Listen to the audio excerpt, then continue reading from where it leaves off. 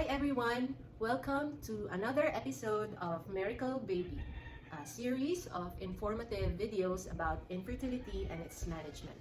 I'm Dr. Eileen Cosi, fertility specialist and medical director of Cosi Fertility Clinic and IVF Center here in Angeles City, the first and only IVF center north of Manila, and it's only the 7th in the entire country. So, dun po sa mga first-timer, I would like to encourage you to watch our first video because itong present topic natin ngayon is a more specific one.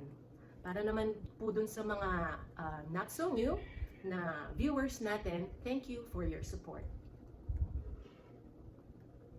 So, itong topic is a very common condition. In fact, ang incidence niya is about 7 to 10% of all women. At pag ikaw ay nahirapan magbuntis, you have a problem with infertility, it can be as high as 20 to 50%. Pero doon naman sa mga babae na merong problema with dysmenorrhea or painful menstruation, it can be as high as 40 to 60%, while in those women who have chronic pelvic pain, ibig sabihin whether may regla or wala, masakit ang puson, it's as high as 70 to 85%.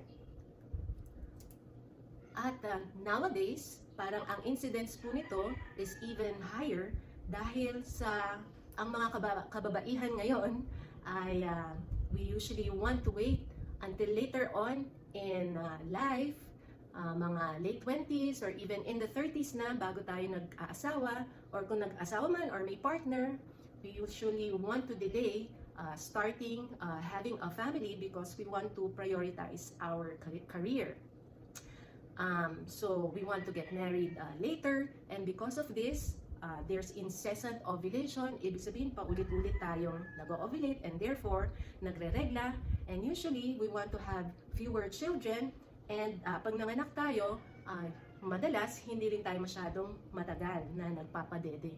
Hindi kagaya nung time ng ating mga nanay or mga lola na napakaaga pa lang, nag-aasawa na sila, usually mga 16-year-old or 18 years old, nag-aasawa na, at madalas mag-aanak na right away, tapos mag-aanak sunod-sunod yan until maging 6 hanggang 12 yung anak nila, and in between pregnancies, they would breastfeed their babies until such time na umabot na sila sa edad ng menopause.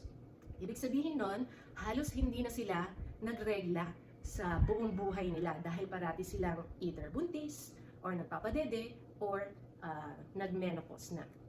Okay? So ano po itong condition na to? So ito yung condition na tinatawag na endometriosis. So at yun ang itatakal natin na subject matter ngayon and how it correlates with your infertility. So what is endometriosis? So, from the word itself, endometriosis, ang root word po nito is endometrium. No? So, ang endometrium is yung lining ng cavity ng ating matres. Ito po yung part na nagsished off every month during our menstruation. So, yun nga lang, there are some instances or some experts say in most instances, instead na lumalabas through the vagina, ang endometrial lining na ito, pagka nagre-regla, may mga pagkakataon na nagba-backflow siya or paatras ang spread ng endometrial tissue papunta sa fallopian tube at nagsispill out into the pelvic cavity. Tinawag itong retrograde menstruation. So although sabi ng mga experts, halos lahat naman ng mga babae ay merong retrograde menstruation. Pero bakit hindi lahat nagkakaroon ng endometriosis?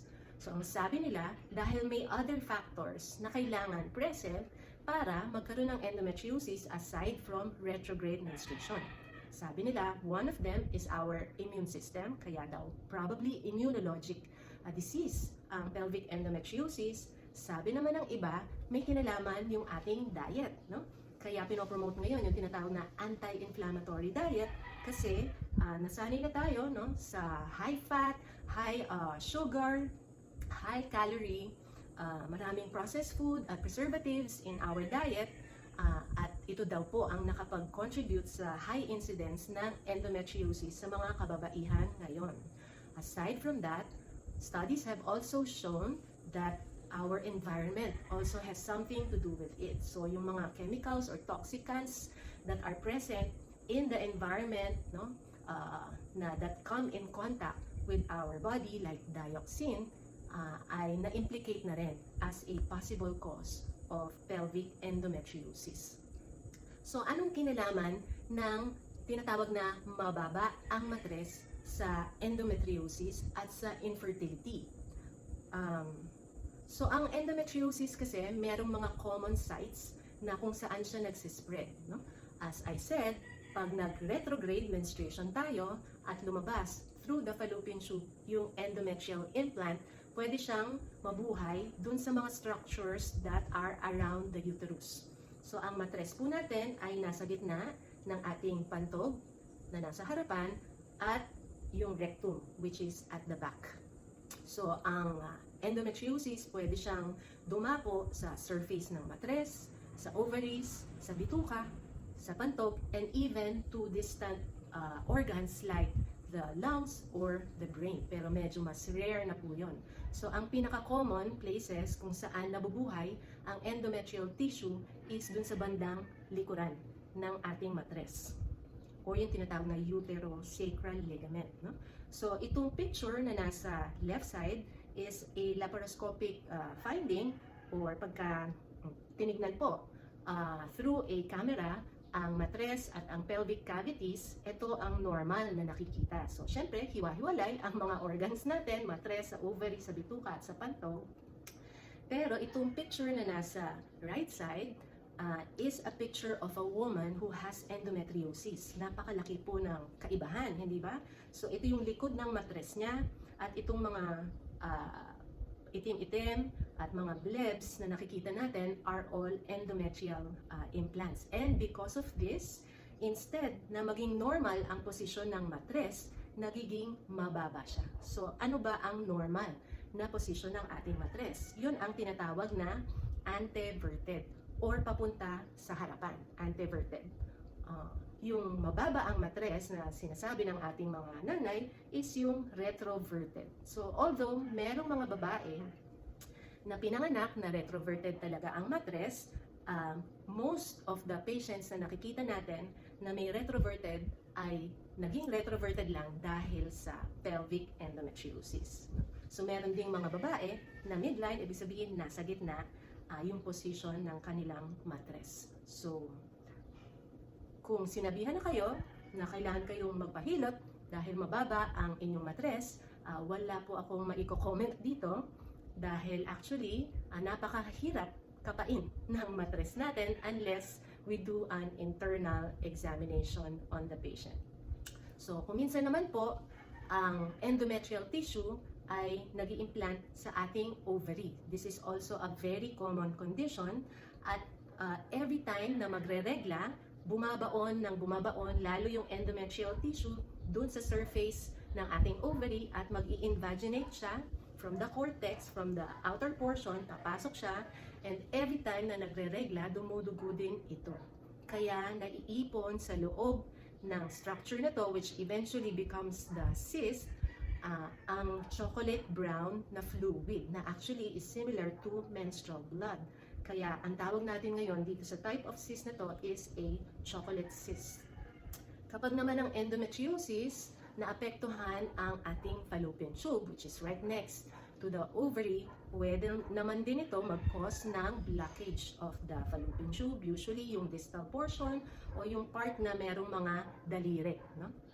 Ang fallopian tube ay importante dahil iyon ang humihigop dun sa itlog na nanggagaling sa ovary, at dito sila nakikita ng sperm ni husband. No? Doon nangyayari ang fertilization. So that can also cause an infertility problem because of the blockage of the fallopian tube.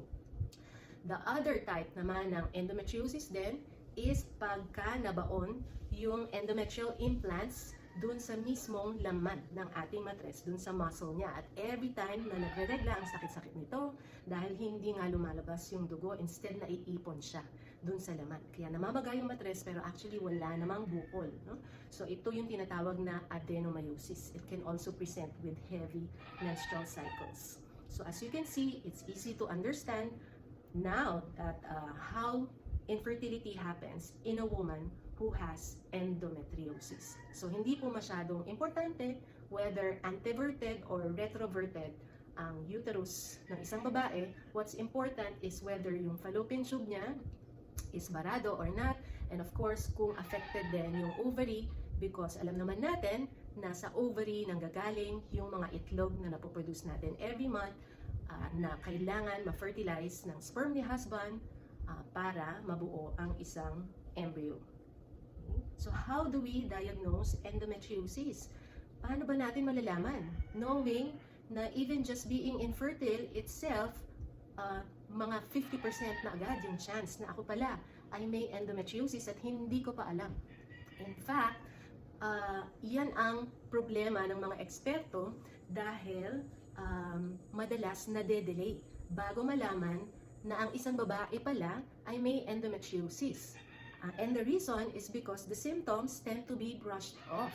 Ang pinaka-common symptoms ng endometriosis is painful menstruation or dysmenorrhea, which can be regarded as a common occurrence or just a part of being a woman. No? So madalas, pinapasa walang bahala natin ito dahil alam natin, normal lang naman na merong pain na nararamdaman during menstruation.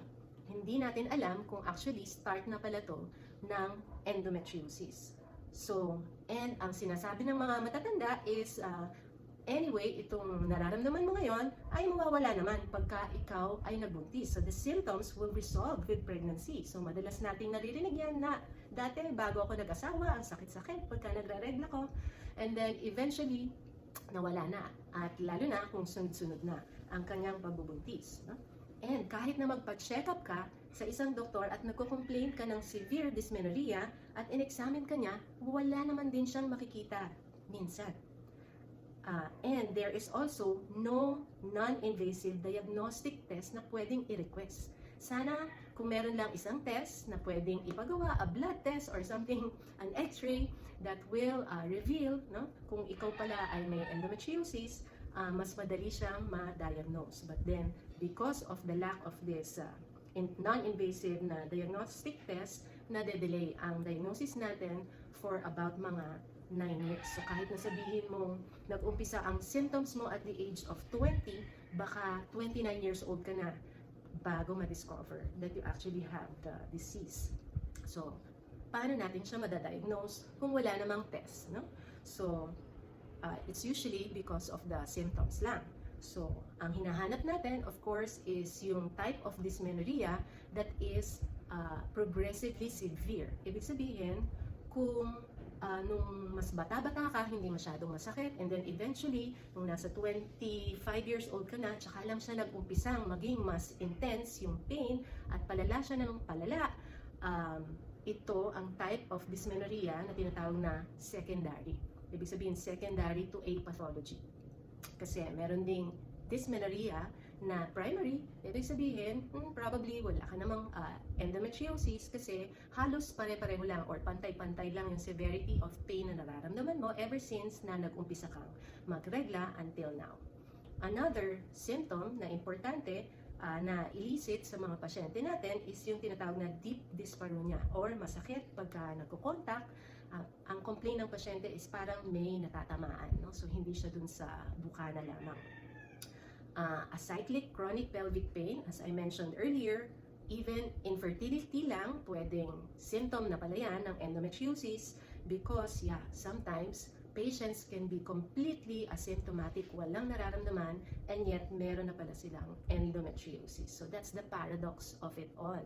Dahil may mga pasyente na severe na yung disease nila and yet wala silang nararamdaman, meron namang iba na napaka-mild lang, and yet every month na lang nasa emergency room sila at kailangan pa silang turukan ng mga painkillers. So I just featured here the picture of a popular celebrity who was known, no, long time ago, na hindi siya nakakapagtrabaho, hindi siya nakakapag-shooting every time na may menstruation siya because she experienced severe dysmenorrhea because of pelvic endometriosis. So, ano ang gagawin ng doktor pagka nagkonsulta ka because of dysmenorrhea?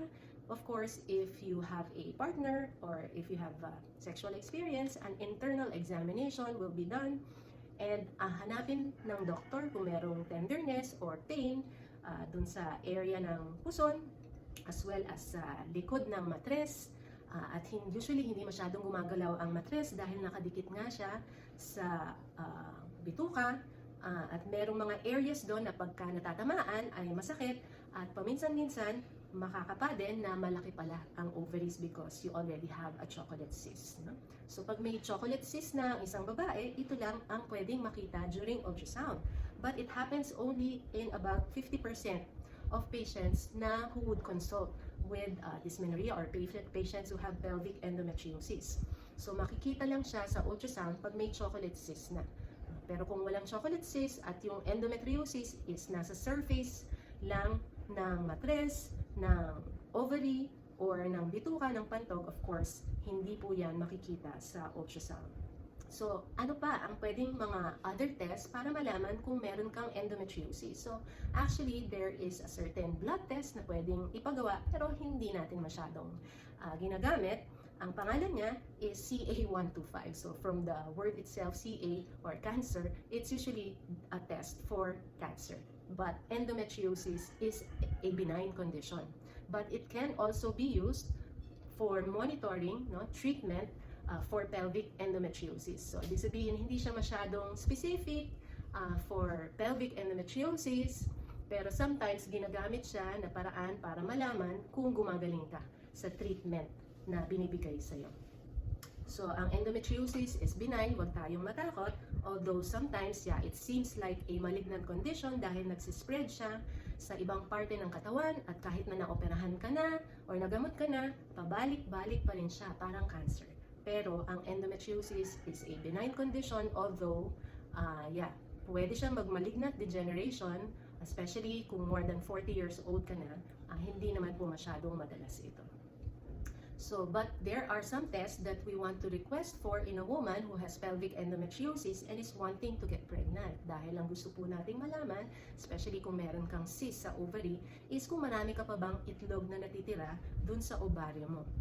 So, we can request for a serum FSH or a serum AMH. So, among these two, ang mas accurate is yung AMH or anti-Mullerian hormone, because this is an indication of the number of the small antral and preantral follicles na natitira pa dito sa ating ovary. And it can help us, no, prognosticate whether maganda pa ang chance mong mabuntis kahit na meron kang endometriosis, at maplano natin whether you will still require a surgery or medical treatment or even assisted reproduction na depende sa AMH mo as well as siguro yung age. Okay? Another test of ovarian reserve, but it's not a blood test, this is an ultrasound examination, yung AFC or antral follicle count. So binibilang itong mga small cysts or follicles na nasa ovary mo pagka ikaw ay may menstruation, usually day 1 to day 3 of your menstrual cycle. Ang gusto natin is we can find at least 5 or more antral follicles in each ovary during menses. Pero ang pinaka gold standard for the diagnosis of pelvic endometriosis is actually a surgical procedure, yung tinatawag na laparoscopy. But nowadays po, hindi na natin ito masyadong ginagawa just for diagnostic purposes. But it's usually done kung merong operative procedure na gagawin along with the diagnostic test, of course. Kung merong cyst sa ovary na kailangan tanggalin o kaya may block yung fallopian tube, these are reasons para malaparoscopy ang isang babae who is suspected to have pelvic endometriosis. At ito ang nakikita natin by laparoscopy. Ang laparoscopy ay isang minimally invasive procedure where we put a camera through the navel dito sa pusod, no? Of course, this is done under general anesthesia. Naka-admit ka sa hospital, usually overnight lang. So, pinapalobo yung tiyan natin para may space sa loob. And then we put another 2 holes, small holes lang dito sa side. Doon natin pinapasok yung mga instruments habang pinapanood sa isang TV monitor yung loob ng katawan. So, ito ang makikita natin in a woman who has minimal to mild endometriosis. So, itong mga powder burn lesion, black lesions, white lesions, red lesions, yan yung mga different stages ng endometriosis na nag-implant na sa peritoneum or yung surface ng ating pelvic cavity as well as yung surface ng ibang pelvic organs. Pero pagka lumala na ito, yung tinatawag na moderate to severe endometriosis, ito na ang nakikita. So, as you can see here, itong nasa right side, yan ang matres. At itong mga parang cobwebs na nasa ilalim niya are the adhesions. So, dumidikit yung matres sa rectum, kaya siya nagiging retroverted. At sometimes, ito rin ang reason, of course, for the pain pagka nagkukontak. At imagine, no, kung gaano kasakit yan pagka nagre-regla kasi naiipon din yung dugo sa labas ng matres instead na lumalabas siya through the vagina. And this other picture on the right side naman is the picture of a chocolate cyst on laparoscopy. So, pagka nabutas yung cyst na yan, ang lalabas dyan is very thick na chocolate brown fluid. So, how do we treat endometriosis? As I mentioned earlier, kaya ang mga nanay natin na nagbuntis ng 6 na beses sunod-sunod at nagpadede in between those pregnancies, wala nang chance na magkaroon ng endometriosis dahil parati siyang hindi nagre-regla. So, yun ang solution sa problem ng endometriosis. Anything that will keep you from menstruating for a long period of time, whether it's by pregnancy, lactation, or even menopause, will stop the symptoms of pelvic endometriosis. So, okay lang po siguro kung like nasa around 40s na ang isang babae at buo na ang kanyang family, meron na siyang 2, 3 anak, at ayaw na niya magbuntis ulit, okay lang na mag-induce din ng surgical menopause. Ibig sabihin, tatanggalin na yung kanyang matres, pati yung ovaryo niya, para mag-menopause na siya surgically. Pero kailangan maintindihan natin na merong mga consequences, of course, pagka natanggalan ka na ng matres at an early age. So siguro okay lang kung nasa 50s ka na. By that time, yun kasi ang actual age ng natural menopause, so pwede nang tanggalin lahat. Pero because of surgical menopause, you will experience the symptoms more acutely and more severely dahil biglaan yan mangyayari as compared to you just had natural menopause. So usually, nagbibigay tayo ng mga hormones to counteract yung mga symptoms ng menopause. And actually, kahit na natanggal na yung matres at saka yung ovaries natin, minomonitor pa rin natin dahil nga may risk pa rin of recurrence and even malignant transformation in a woman kung more than 40s na siya by the time she's discovered to have pelvic endometriosis. So, meron naman din pong medical treatment to induce artificial menopause. Ibig sabihin, injectable medication ito. We usually give it every month for at least 6 months para hindi ka magregla ng matagal. And, of course, ang consequence niya is makaka-experience ka rin ng konting side effects ng menopause. So, okay lang ito sa mga babaeng hindi nagpapabuntis because, of course, hindi ka mabubuntis dahil sinosuppress natin ang menstruation mo by suppressing your ovulation. But sometimes, we also institute this form of management in conjunction with assisted reproduction in those women who are wanting a baby. So, paano naman yung mga teenager pa, no? Alangan namang pilitin natin silang mag-asawa na at magbuntis. And of course, hindi natin pwedeng tanggalin ang matres ng isang 20 years old na umaasa na mag-aasawa siya in the future at magkakaroon ng kanyang pamilya. So, may tinatawag din na therapeutic trial, especially in those women na hindi obvious kung meron nga ba silang pelvic endometriosis or not kasi maaga pa at wala pa silang chocolate cyst na nakikita by ultrasound. So, ang therapeutic trial, ibig sabihin, is we institute management already. Sometimes it's just an oral contraceptive pill to make sure that the menstruation is very light at meron din pong isang oral tablet na binibigay para continuously hindi ka rin magre-regla. No? So, trial siya dahil hindi sure kung may endometriosis or not, pero wala namang masama kung ibigay na yung gamot kesa sa nagsasuffer ang pasyente every month na lang, hindi siya nakakapasok sa school or nakakapasok sa kanyang pinagtatrabahuhan. No? So, meron din naman tinatawag na conservative surgery, ibig sabihin, maoperahan ka pero hindi naman tatanggalin ang matres mo or even yung ovaries, pero kung may ovarian cyst, pwede na rin tanggalin.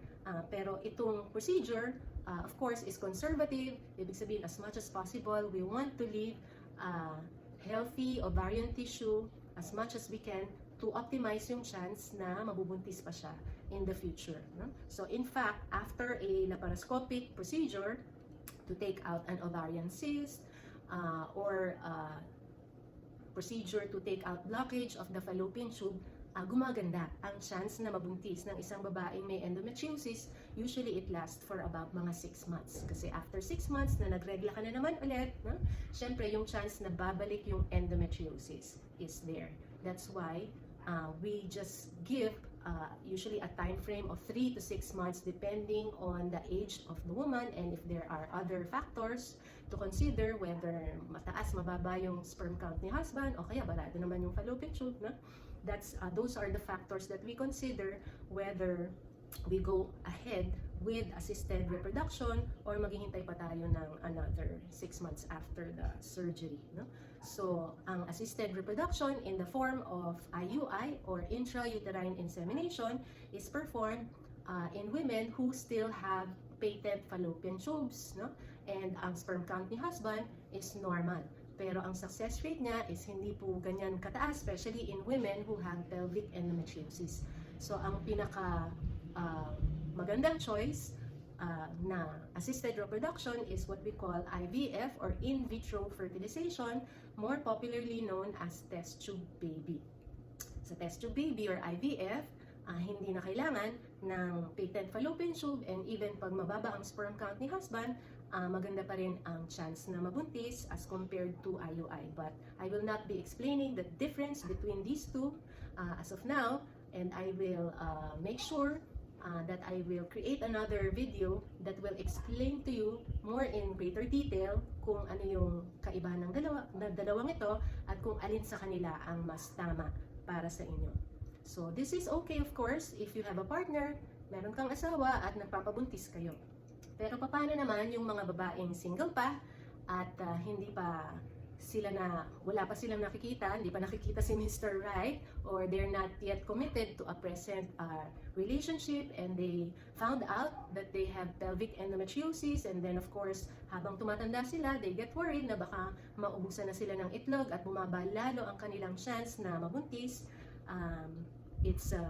I want to inform you that it is possible to freeze your eggs. So kahit na wala pa yung sperm ng partner or future partner, pwede na pong mag-freeze ng eggs and they can be stored in the laboratory and used in the future for in vitro fertilization when you are ready to have a family. So I hope I was able to share valuable information to you if you are concerned whether you already have pelvic endometriosis or baka na-diagnose na kayo by your OBGYN as having endometriosis and you don't know how to go about the infertility problem. Ito ay isang kondisyon na hindi pwedeng isawalang bahala. So I encourage you to seek consult as soon as possible. If tapos na po ang ating ECQ, baka sa GCQ, pwede na po kayong bumisita sa ating center, or if not, kung nalalayuan kayo, we can always refer another reproductive endocrinologist and infertility specialist in your area para mas malaman ninyo kung ano yung mga options and treatments that are available to you for problems with pelvic endometriosis and infertility. But until then, please keep safe and continue praying for a better and healthier COVID-free tomorrow. So goodbye for now and watch out for our next video next week. Bye!